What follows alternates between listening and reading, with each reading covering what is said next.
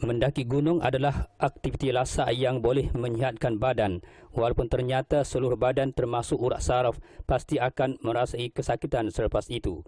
Hal seumpama ini untuk menunjukkan bahawa tidak boleh dianggap mudah untuk melakukan aktiviti lasak itu biarpun mempunyai tubuh yang kental dan cergas jika tidak memiliki mental dan fizikal adalah beberapa syarat penting untuk menakluk puncaknya. Dengan demikian, berikutan ingin merasai pengalaman berbanding aktiviti lasak yang lain. Pada 8 Ogos 2008, kami seramai 7 peserta yang terdiri daripada Azmi Muhammad Saleh, Aziz Haji Daud atau Abang Aziz, Anis Sabirin bin Azmi, Muhammad Nasiruddin Muhammad Nur atau Din, Wan Ibrahim Wan Ismail atau Abang Him, Fakruddin Yusuf atau Din Bukit serta Marzuki bin Ghani telah melakukan catatan bersejarah apabila dapat menawan puncak Gunung Tebu Besuk Terengganu setinggi 7,088 meter atau 3,401 kaki itu walaupun terpaksa berhempas pulas selama 13 jam perjalanan dan kami dapat menggapai puncak gunung berkenaan kira-kira jam 1.15 pagi. Namun sesuatu yang menarik tentang pendakian berkenaan bahawa kami bukan sahaja bertemankan rakan-rakan dari golongan veteran, tetapi hakikatnya kami juga turut diperlihatkan beberapa kejadian misteri malah turut diintai oleh makhluk halus seperti jin dan golongan bunian yang mungkin agak hairan dengan kehadiran kami yang terlalu ramai pada hari itu. Kami bertolak dari Kota Baru, Kelantan jam 11.30 pagi. Kami kemudiannya tiba di hutan lipur Latar Belatan yang terletak di kaki Gunung Tebu pada pukul 1.15 petang. Kami memulakan pendakian mulai trek pejalan kaki sehinggalah trek berkenaan berakhir di kawasan papan tanda Batu Licin. Setelah melewati air terjun Latar Belatan itu, Abang Aziz memaklumkan kepada penulis bahawa beliau dapat melihat begitu ramai spesies makhluk halus dari golongan bunian bukan Islam yang sedang memerhatikan ke arah peserta kami. Bermula dari air terjun Latar Belatan itu juga, Anis Sabirin memberitahu kami telah diekori luar lembaga dari belakang sehingga kami sampai di kawasan perkhemahan Sungai Cakah 2 atau Sungai Wai yang kini agak lengang akibat peristiwa beberapa kes remaja dan kanak-kanak yang digaibkan dan disorok di situ. Sambil berehat dan membasahkan tubuh untuk menunaikan solat zuhur, di samping mendapatkan bakalan air minum di sebuah aliran air di tasik itu untuk kegunaan semasa dalam pendakian nanti, Abang Aziz memberitahu bahawa 3 makhluk bunian telah pun menunggu kedatangan kami di seberang tasik itu. Dari perbualan alam rohani yang meditasi di antara Abang Aziz dengan makhluk bunian tersebut, ketiga-tiga makhluk bunian itu memang tidak berapa senang dengan kehadiran kami yang seolah-olah mengganggu ketenangan masyarakat mereka pada masa itu. Tetapi golongan bunian itu tidak dapat berbuat apa-apa kerana mungkin memahami tujuan kami ke situ, lalu mereka berlalu pergi. Setelah menapak lebih kurang 2 jam di Sungai Cakah 2 atau Sungai Wai itu, kira-kira jam 3.30 petang, kami meneruskan aktiviti mendaki dengan mulai denai yang agak rata. Namun, dari pemerhatian Anis Sabirin, beliau agak kurang selesa kerana kami masih diekori oleh 2 makhluk jin, namun beliau tidak mempedulikan hal tersebut. Begitupun lebih kurang 700 meter lagi untuk sampai ke Batu Mat Hasan dengan melalui denai Mat Hasan yang agak menarik. Anis Sabirin tiba-tiba terpandang 3 batang tebu aneh yang warnanya agak luar biasa, iaitu coklat kehitaman di sebelah kanan denai itu. Disebabkan terlalu asyik dan terpesona dengan bentuk tebu aneh yang luar biasa itu, sehingga beliau lupa tentang peringatan penulis terhadapnya supaya memaklumkan dengan segera kepada penulis jika beliau terlihat 3 batang tebu aneh di dina itu untuk dirakam fotonya. Ini kerana 3 batang tebu aneh itu sebenarnya tumbuh di alam gaib yang dimiliki segolongan makhluk bunian. Tetapi beliau mungkin terlupa dengan pesanan penulis.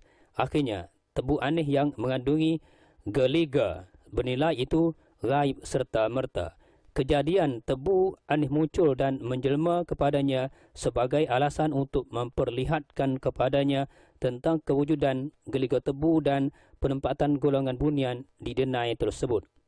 Manakala di beberapa tempat di laluan denai Mat Hasan, iaitu sebelum kami sampai di Batu Mat Hasan, Fakhruddin Yusuf atau Din Bukit bersama Abang Aziz begitu asyik memandang akar yang agak panjang masuk ke dalam sebatang pokok. Menurut Abang Aziz, sifat akar dan pohon kayu tidaklah luar biasa sebagaimana yang beliau dan Din Bukit lihat itu. Jika ingin menunjukkan sifat alam, kita biasa menemui akar melilit batang kayu. Namun, melihatkan fenomena seumpama itu jelas menunjukkan ada sesuatu yang tersirat dan agak aneh dan pelik yang sengaja untuk dipertontonkan kepada rombongan ekspedisi kami. Penulis yang berada di belakang peserta lain kemudiannya mempercepatkan langkah untuk ke tempat akar masuk pohon itu apabila diminta oleh Abang Aziz bagi memberikan kesempatan untuk disaksikan sendiri oleh penulis tentang fenomena yang agak luar biasa itu. Bagi penulis, fenomena akar memasuki batang kayu adalah kali pertama dilihat dan mungkin tidak akan berpeluang untuk melihatnya lagi untuk kali kedua. Lantas penulis mencapai kamera untuk merakam detik-detik luar biasa pada petang itu. Justru ketika penulis mengklik di atas butang rakam kamera yang tergenggam erat di tangan tanpa melepaskan butang itu, penulis dapat menyaksikan gambar yang tertera di skrin kamera. Didapati pohon kayu itu kelihatannya seperti sebuah bilik atau singgasana istana raja-raja yang cukup cantik berwarna kekuningan. Namun, setelah butang kamera diklikkan dan lensa merakamnya, bilik yang kelihatan cantik berwarna kekuningan tadi itu kelihatan sekadar akar memasuki pokok kayu itu, iaitu seperti kepala ular memasuki pokok kayu sahaja. Setelah memperolehi gambaran tentang fenomena luar biasa itu, Abang Aziz mengambil kesempatan itu untuk bermeditasi melalui kaedah kerohanian untuk memasuki alam makhluk halus. Jadi berdasarkan makluman Abang Aziz bahawa akar yang memasuki pokok kayu itu merupakan sebuah istana Raja Bunian berwarna kekuningan yang mana keluasannya sayup mata mandang dan di bahagian hujungnya kelihatan kabus berwarna putih yang agak nipis. Dalam hal ini, jelaslah bahawa sepanjang pendakian kami menuju puncak Gunung Tebu itu, sememangnya didiami pelbagai jenis makhluk halus sama ada golongan langsuir, pontianak, jin dan bunian yang hakikatnya tidak disedari oleh segelintir pendaki lain sebelum ini tentang alam, perkampungan dan penempatan mereka yang wujud sejak gunung itu berdiri megah di situ. Setelah berhenti beberapa ketika di kawasan akar memasuki pokok kayu itu, kami kemudiannya meneruskan pendakian sehingga tiba di sebatang pokok tumbang bersebelahan laluan kami. Penulis dan Abang Aziz tiba-tiba tercium bau yang agak menyelerakan seakan-akan kuah kari yang sedang dimasak. Pada hemat penulis, berkemungkinan bangsa bunian sedang mengadakan kenduri pertunangan atau perkahwinan berdasarkan bau tersebut.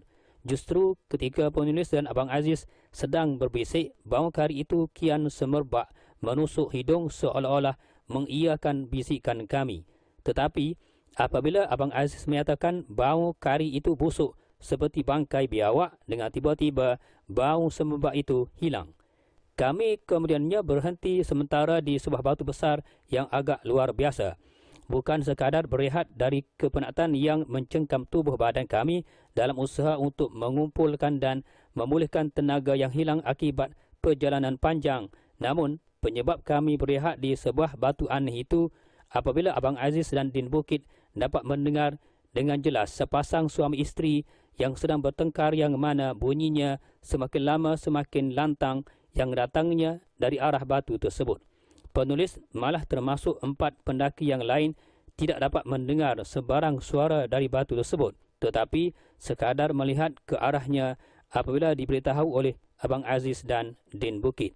Selepas itu kami meneruskan pendakian dan perjalanan melalui denai yang agak panjang dan rata untuk sampai ke Batu Mat Hassan yang agak tersohor yang terletak di tengah-tengah denai gunung itu. Ini kerana Mat Hassan adalah seorang pertapa yang melakukan pertapaan di sebuah gua dalam batu yang berdiri gagah yang menutupi alur sungai di tengah-tengah gunung tersebut. Gunung Tebu itu sebenarnya adalah tanah miliknya sendiri dan nama Batu Mat Hassan diberikan sempena dengan namanya. Manakala Gunung Tebu diberikan nama kerana terdapatnya 3 batang tebu aneh yang hanya dapat dilihat oleh orang-orang tertentu sahaja yang juga telah dapat dilihat oleh Anis Sabirin di sekitar denai Mat Hassan itu beberapa minit yang lalu. Ini kerana 3 batang tebu itu sebenarnya milik Tok Penghulu Bunian yang mana di dalamnya mengandungi pelbagai batu permata termasuklah gelega tebu yang agak bernilai. Individu yang melalui kawasan Batu Mat Hassan itu dikatakan tidak boleh bersuara sebarangan kerana bukan sahaja akan diganggu dan disakat dengan pelbagai jelmaan yang menyeramkan. Kejadian yang dialami oleh beberapa pendaki sebelum ini yang terkena sampuk dan terserempak dengan lelaki berjubah, lembaga andam yang besar, lembaga ular dan katak yang saiznya agak luar biasa sebagai petanda kewujudan pelbagai jenis makhluk halus yang menghuni di kawasan itu yang bukan sahaja terdiri daripada golongan bunian Islam dan bukan Islam yang tinggal sama ada di atas batu itu sendiri dan di dalam gua Batu Mat Hassan. Pendakian kami kemudiannya tiba di Batu Mat Hassan ketika waktu maghrib menyapa kira-kira jam 7.30 malam bagi menggambarkan malam mula melabuhkan tirainya dan dalam masa yang sama penulis dapat mendengar pelbagai suara dari dalam hutan itu silih berganti. Manakala bagi Anis Sabirin pula, setibanya beliau di hadapan di Batu Mat Hassan itu, makhluk halus yang mengikuti perjalanannya sebelum ini tidak lagi kelihatan. Tetapi beliau dapat mula melihat lembaga seperti warga emas sedang memerhatikan rombongan kami. Orang tua itu menurutnya berpakaian serba putih dan pada waktu yang sama beliau terlihat kelibat seorang kanak-kanak lelaki berada berhampiran Batu Mat Hassan itu. Kesempatan dapat berehat di kawasan lapang di hadapan Batu Mat Hassan digunakan sepenuhnya oleh penulis untuk merakam gambar sebanyak mungkin dalam suasana malam pula. Ini kerana di samping dapat mengetahui kehadiran makhluk halus yang berdiri berhampiran peserta kami amat jelas apabila bulu roma di lengan penulis terasa meremang beberapa kali. Di antara gambar yang dirakam dalam suasana itu termasuklah Batu Mat Hassan dan sekitarnya termasuk lubang gua Batu Mat Hassan. Menariknya tentang Batu Mat Hassan di waktu malam itu apabila mata penulis pada awalnya dapat melihat dengan jelas wajah makhluk halus seperti manusia. Kepalanya agak bulat dan masih sihat tetapi rambutnya agak beruban untuk menunjukkan usianya sekitar 50 hingga 60 tahun bagi umur manusia yang sedang berdiri di atas batu tersebut. Manakala di dalam gua Batu Mat Hassan pula, kelihatan makhluk halus seperti seorang lelaki dewasa sedang melakukan wirid dengan memandang tepat ke arah kamera penulis yang dihalakan ke muka gua berkenaan. Selepas kami berehat sekurang-kurangnya setengah jam di kawasan lapang di hadapan Batu Mat Hassan itu, kira-kira jam 8.10 malam, kami meneruskan perjalanan panjang dalam suasana yang semakin gelap. Kali ini corak pendakian kami agak memenatkan kerana terpaksa mendaki laluan yang agak tinggi sementara pula tenaga yang ada turut dibebani dengan beg kamera, bekalan makanan dan minuman serta kain selimut. Menurut Anis Sabirin bahawa semasa kami meninggalkan Batu Mat Hassan untuk mendaki laluan yang berbukit itu, dari pemerhatiannya dalam suasana hitam pekat itu, sambil dibantu cahaya lampu suluh yang tergenggam erat di tangannya, beliau dapati banyak makhluk halus yang berpakaian serba putih sedang bersembunyi dalam tunggul dan pohon-pohon kayu yang buruk. Manakala bagi Din Bukit pula sebagai jurupandu pendakian kami berasa agak gusar kerana buat beberapa saat beliau dapati tidak kelihatan laluan kerana dibenting dinding gelap walaupun itulah laluan sebenar yang patut kami lalui. Melihatkan suasana berkenaan, penulis cuba menyuluh benteng gelap yang menutup dan menghalang laluan kami itu. Tetapi cahaya lampu tidak dapat menembusinya. Ini salah satu cara permainan makhluk halus yang berkampung di kawasan itu yang ingin melambatkan perjalanan kami, dan kemungkinan juga jika kami teruskan juga, natijah buruk mungkin berlaku. Lantas penulis meminta supaya peserta kami berehat selama 5 minit. Kemungkinan benteng itu akan dibuka semula selepas masa berkenaan tamat. Ternyata benar, kerana selepas masa berkenaan berakhir, kami akhirnya diperlihatkan jalan yang sepatutnya kami lalui. Beberapa ketika kemudian kami tiba di sebuah tempat yang dikenali jendela pandang, melihatkan dalam kesamaran cahaya langit walaupun di tengah-tengah hutan, apatah lagi dalam suasana yang gelap pekat itu. Setelah peserta kami tiba di situ, penulis menghalakan lampu suluh ke arah papan tanda berkenaan. Kami terpaksa berhenti beberapa minit di kawasan jendela pandang berikutan. Perjalanan kami dirasakan agak berat dan lambat. Dari maklumat yang penulis perolehi bahawa beberapa pendaki yang pernah melalui kawasan berkenaan mendakwa laluan itu memang tempat makhluk bunian bersukaria. Setelah beberapa meter mendaki, akhirnya kami sampai di tempat punca air.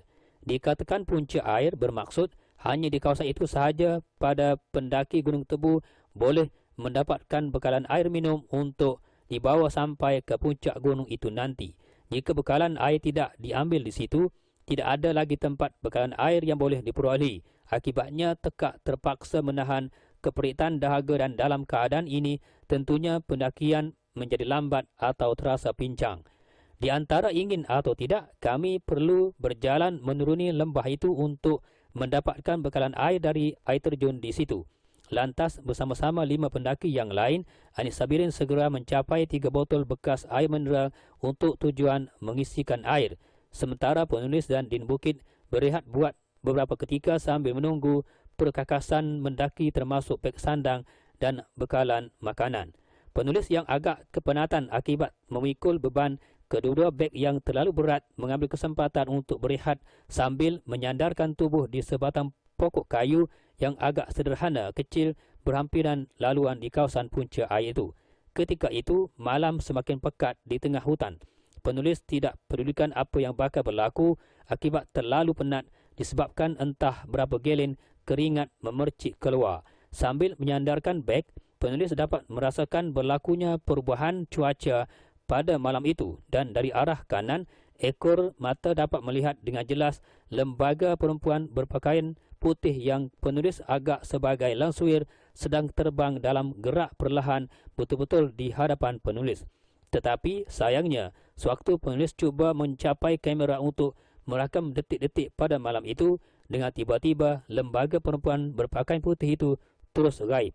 Akhirnya setelah berhempas pulas terpaksa mengharungi badan yang semakin penat akibat terlalu berat membawa kedua-dua beg dari hadapan dan belakang seperti beg berisi kamera, makanan, peralatan memasak serta pakaian termasuk tikar dan kain selimut, penulis dan rakan-rakan yang lain akhirnya berjaya menawan puncak Gunung Tebu yang tingginya 1036 km atau 7,808 meter bersamaan 3,401 kaki, yang mana pada ketika itu jam di tangan menunjukkan jam 1.15 pagi. Tidak ada yang lebih selesa dan dapat dirungkai dengan kata-kata selain dapat meletakkan kedua-dua beg sandang yang terlalu berat, termasuk dapat menjamah sedikit makanan kerana penulis sememangnya kelaparan sejak singgah di tempat puncak air tadi lagi. Dengan merasai segelas minuman seperti Milo, roti dan mi segera buat mengalas perut yang sudah berkeroncong. Selain dapat mengembalikan tenaga yang telah hilang, barulah timbulnya perasaan lega di hati penulis. Setelah dapat menikmati juadah pada pagi itu sambil menghayati suasana cahaya langit dengan bertemankan lampu malam yang disediakan oleh pihak Jabatan Perhutanan di puncak Gunung Tebu itu, penulis dapat merasakan sesuatu yang tidak diundang bakal berlaku, iaitu hujan. Memang benar, hujan mula turun pada jam 2.15 pagi diikuti angin dingin berpuput lembut, dan selepas itu kabus mula menyapa kami. Walaupun kami tidak bersedia dengan khemah kerana terlalu keletihan, tetapi kami memang bersedia dengan plastik khas yang boleh menutup kami dari disimbah hujan itu. Jadi kami akhirnya tertidur berbumbungkan sebatang pokok bonsai gunung sambil bersandarkan kepada baju panas dan kain selimut yang dibawa khas untuk tujuan berkenaan. Manakala pada pagi 9 Ogos 2008 keesokannya, tak kala subuh menyapa tidur kami dan ada di antara rakan-rakan pendaki yang masih enak dibuai mimpi disebabkan terlalu keletihan, penulis mengambil kesempatan itu untuk merakam beberapa keping gambar berhampiran sebuah batu dan rumpunan pohon-pohon yang tumbuh di tengah-tengah lorong di puncak gunung itu dikenali Taman Santai Bunian. Dari rakaman itu, memang banyak wujudnya makhluk halus seolah-olah sedang memerhatikan ke arah kami. Lebih kurang jam 9.30 pagi pula, peserta kami bergerak ke sebuah batu agak besar yang luar biasa dikenali Batu Madrasah. Pada khidmat penulis, tempat yang kami tuju itu adalah Taman Bunian kerana selain terletaknya batu madrasah, beberapa jenis tumbuh-tumbuhan pelik seperti sawat harimau, limau aneh dan pohon buluh hutan wujud di situ yang tidak ada di tempat lain, yang mana tumbuh-tumbuhan ini adalah pohon herba yang boleh merawat penyakit batu karang, telah ditemui oleh Abang Aziz serta Muhammad Nasiruddin. Akhirnya ketika jam menunjukkan 12.30 tengah hari pada hari yang sama, kami mula meninggalkan kawasan Batu Madrasah itu untuk bertolak pulang dan menuruni puncak Gunung Tebu. Dalam masa menuruni puncak Gunung Tebu itu, hanya penulis Anis Sabirin dan Muhammad Nasiruddin sahaja yang masih tinggal di belakang, sementara rakan-rakan veteran yang lain telah lama maju ke depan meninggalkan kami bertiga.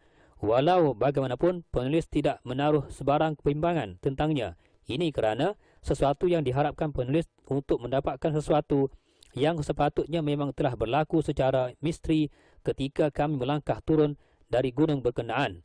Ketika kami bertiga melangkah turun perlahan-lahan sambil melihat dan menikmati pemandangan di sebelah siangnya, kami bertiga memang bertuah kerana dapat melihat dengan jelas setiap akar, pasir, batu dan daun yang kami temui dan lihat seperti emas. Namun kami bertiga tidak mengambilnya kerana kami ke situ bukan untuk menceroboh perkampungan makhluk bunian, apatah lagi untuk mengambilnya sesuka hati. Selepas itu kami bertiga tiba berhampiran Batu Mat Hasan. Penulis dapat melihat sekuntum bunga putih yang agak menarik. Namun apabila gambarnya dirakam, didapati bunga itu adalah kulat. Akhirnya apabila kami melintasi Batu Mat Hasan, penulis cuba mencari akar yang memasuki batang kayu di tempat penulis merakam gambar petang semalam yang dikatakan Istana Raja Bunian itu. Penulis dapati akar yang memasuki kayu itu tidak lagi kelihatan, yakni gaib, dan sepohon kayu tumbang yang kami terhidu bau kari tidak lagi wujud di situ. Menariknya bagi kami bertiga menurut Anis Sabirin bahawa beliau dapat merasakan langkah kami bertiga menuruni gunung berkenaan selepas melintasi sepohon kayu tumbang yang didakwa dihuni pelbagai spesies makhluk halus itu, menyebabkan perjalanan kami agak lambat dan seolah-olah kami melalui laluan yang sama berulang kali. Sementara Anis Sabirin yang turut mendakwa dapat melihat 3 batang tebu aneh yang kemudiannya gaib di kawasan Denai Mat Hasan itu juga tidak lagi kelihatan di tempat yang dilihatnya semalam. Apa yang dilihatnya sekadar pokok-pokok kayu renek dan sebahagiannya pokok yang agak tinggi semata-mata. Akhirnya, setelah tiba kembali di Sungai Cakah 2 atau Sungai Wai, kami bertiga membasahkan tubuh masing-masing sambil mendapatkan bekalan air tasik berkenaan untuk dinikmati dalam perjalanan turun ke kaki gunung berkenaan. Kami kemudiannya tiba di kaki Gunung Tebu iaitu di Sungai Belatan tepat waktu azan maghrib. Berakhirlah misi ekspedisi pendakian kami yang kedua di Gunung Tebu pada tahun 2008 yang paling berjaya kerana dapat menawan puncak Gunung Tebu dalam cuaca yang agak lembap.